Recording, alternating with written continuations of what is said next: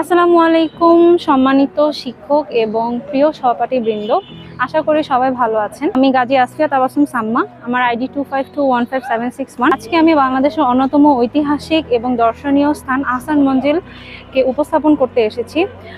আহসান মঞ্জিল শুধু একটি প্রাসাদ নয়, এটি আমাদের ইতিহাস, সংস্কৃতি এবং ঐতিহ্যের এক উজ্জ্বল এবং অনন্য প্রতীক। আমি এখন ঠিক যেই জায়গাটিতে দাঁড়িয়ে আছি এটি হচ্ছে পুরান ঢাকার কুমারটুলি এবং এই প্রাসাদটি হচ্ছে বুড়িগঙ্গা নদীর তীরে অবস্থিত। এই প্রাসাদটি একসময় আমাদের বাংলাদেশের যে নবাব ছিলেন সেই নবাবদের সরকারি আবাসন ছিলেন। বর্তমানে এটি সংরক্ষিত আছে এবং এটি হচ্ছে বর্তমানে জনপ্রিয় দর্শন কেন্দ্র অথবা পর্যটন কেন্দ্রগুলোর মধ্যে একটি।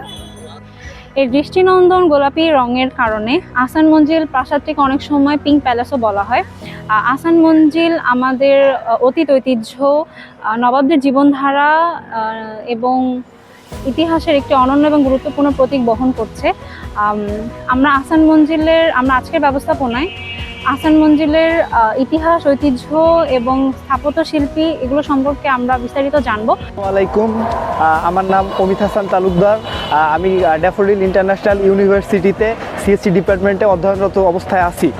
আমার আইডি 24215566। কথা বলবো আজকে আহসান মঞ্জিলের গুরুত্ব নিয়ে।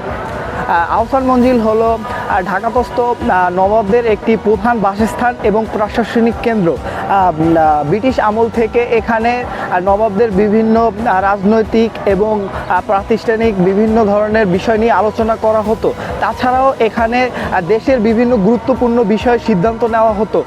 এজন্য আহসান মঞ্জিলের ইতিহাস বাংলাদেশের একটা গুরুত্বপূর্ণ স্থানে প্রতিষ্ঠিত হয়েছে। এখন আমি কথা বলবো আহসান মঞ্জিলের ঐতিহাসিক কিছু ঘটনা নিয়ে।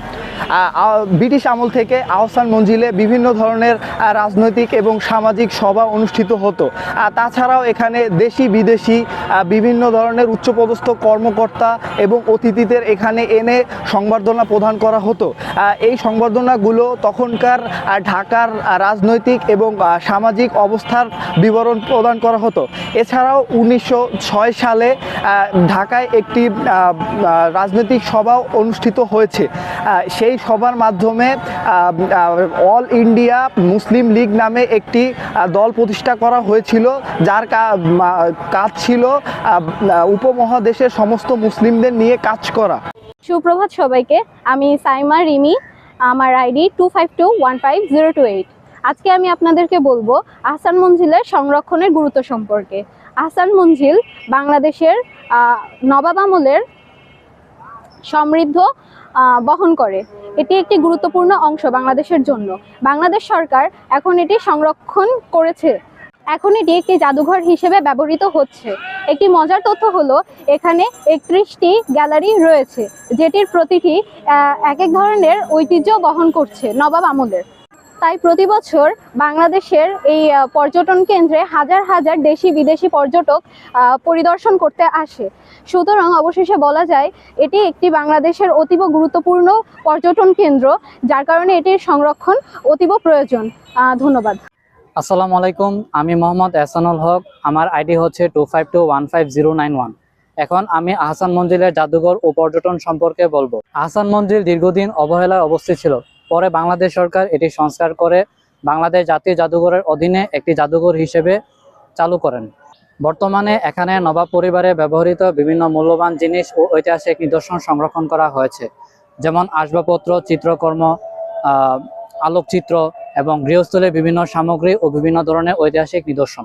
জাদুঘরের প্রতিটি কক্ষ সুন্দরভাবে সাজানো হয়েছে, যাতে দর্শনার্থীরা ওই সময়ের নবাবের জীবনযাপন, সংস্কৃতি এবং সেই সময়ের ইতিহাস সম্পর্কে জানতে পারেন।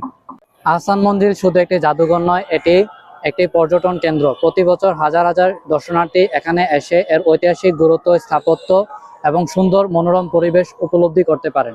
শিক্ষার্থী, ইতিহাসবিদদের জন্য এই স্থানটি খুবই গুরুত্বপূর্ণ। এই স্থানটি পর্যালোচনা করে বিভিন্ন ধরনের সাহিত্য, সংস্কৃতি এবং আরও বিশদ বিষয়ে আলোচনা করা যায়। এতক্ষণ মনোযোগ দিয়ে শোনার জন্য ধন্যবাদ।